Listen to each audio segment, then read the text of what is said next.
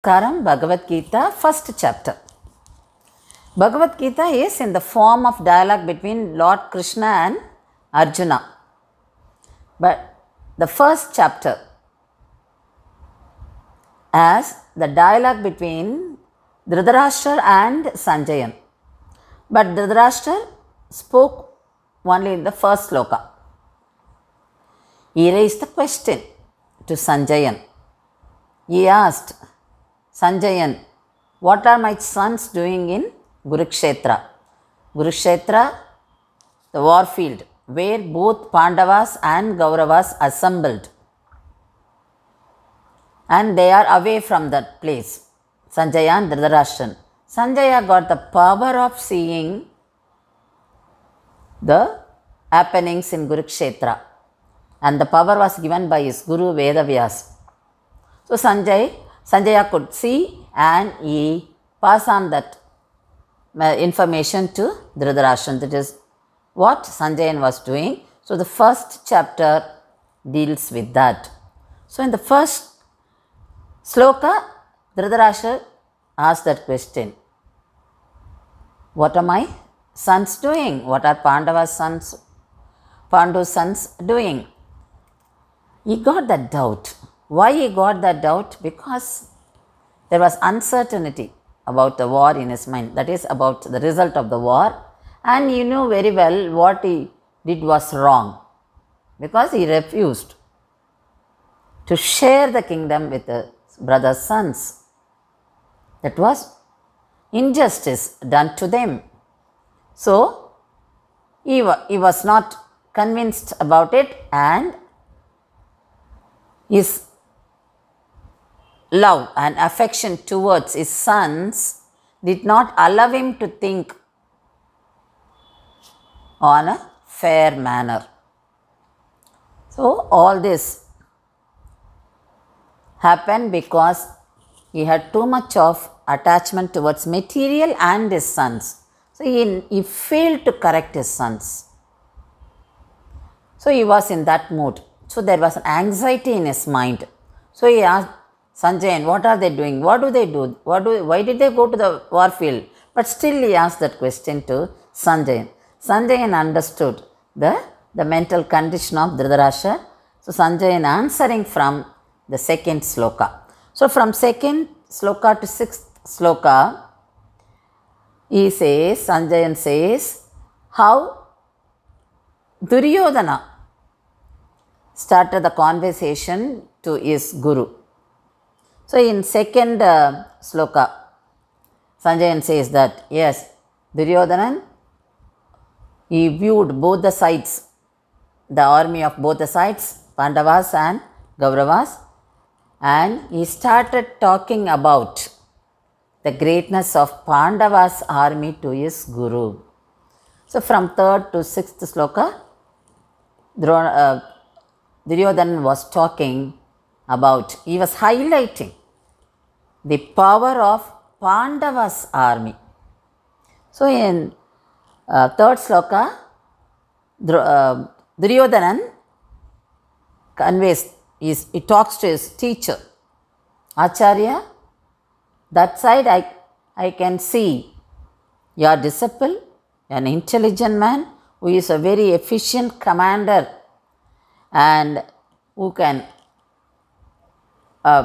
make good plans, who can plan for a good vyugam.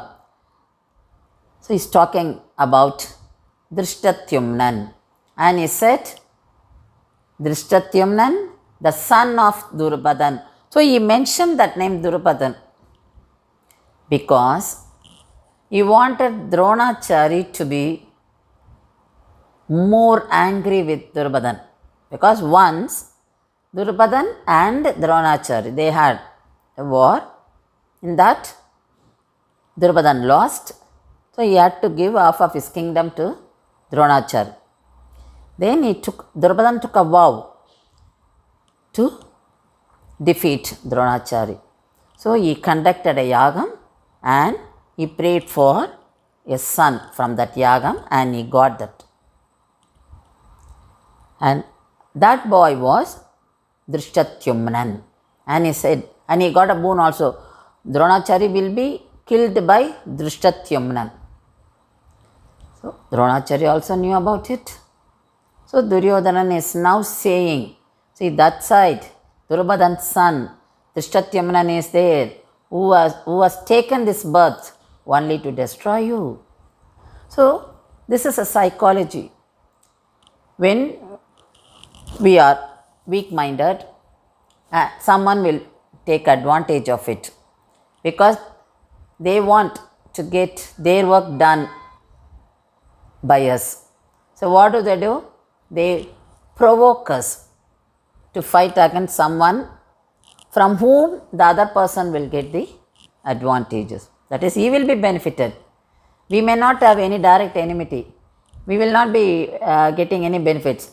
The outcome will go to only the other person who is provoking us.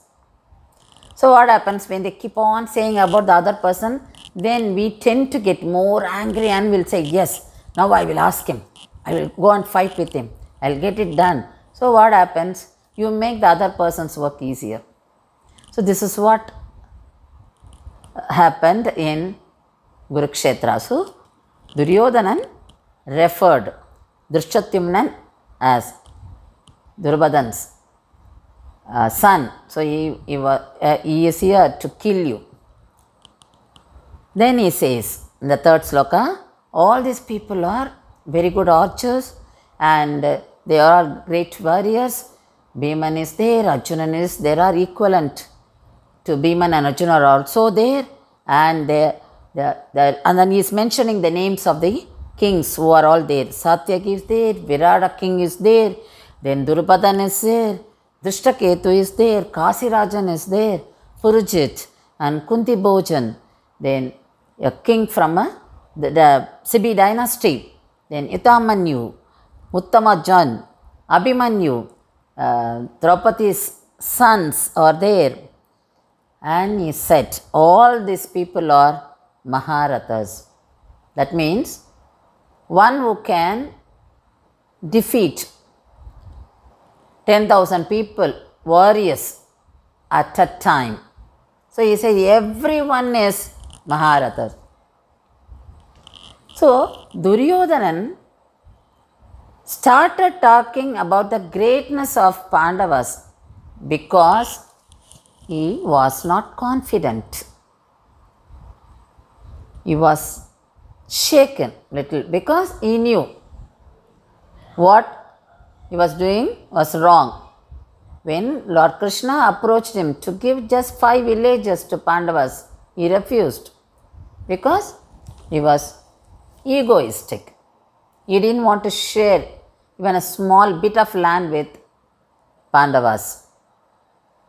Because that arrogance, the egoistic attitude stopped him. All these qualities did not allow him to think on good ways. So he refused. So now, because he was not confident, so he could not see his own strength.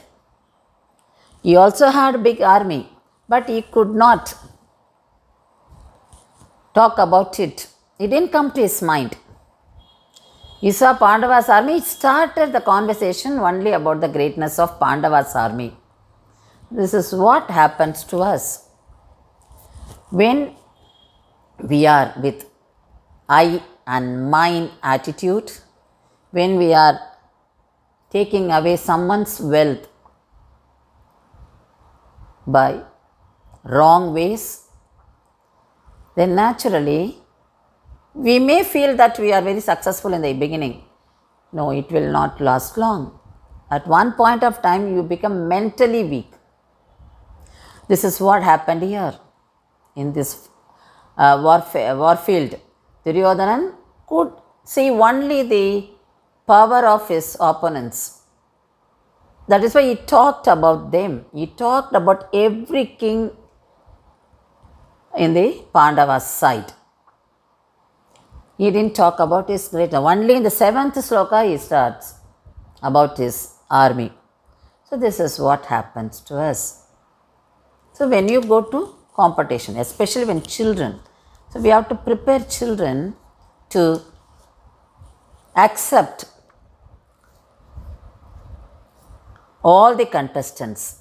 So what happens if a child says, no, I should only get victory. If the child goes with that attitude, then the child will look at the co-contestants as enemies only.